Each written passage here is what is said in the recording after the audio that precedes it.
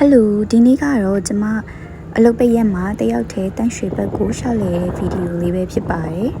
။ကျောင်းကနေတန်းရွှေထိဆိုရင်တော့နှစ်နာရီကျော်လောက်ရထားစီရတယ်ပေါ့နော်။ဒါလေးကတော့ကျမရဲ့ဒီနေ့ outfit check ပါညာပေါ့။ဈေးထဲမှာရှောက်လေရင်းနဲ့မင်းလိုပဲအယောင်ဆုံးတဲ့အသေးနှလုံးတွေကိုတွေးခဲ့တဲ့ချစ်ရဲ့။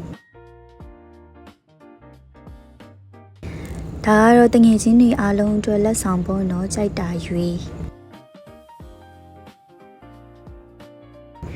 တကယ်တော့ခုနကမိုးတွေအရမ်းရွာနေတာ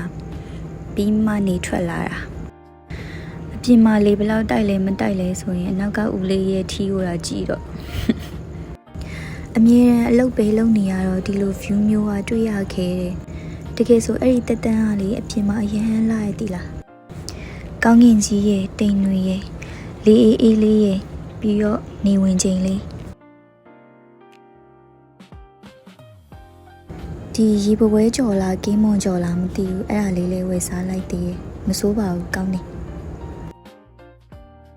အခုနောက်ပိုင်းလေစိတ်ဖိစီးမှုတွေရဲ့ဝေးရကိုအခုလိုပဲတယောက်တည်းရှောင်ပြေးတက်နေပြီသိလား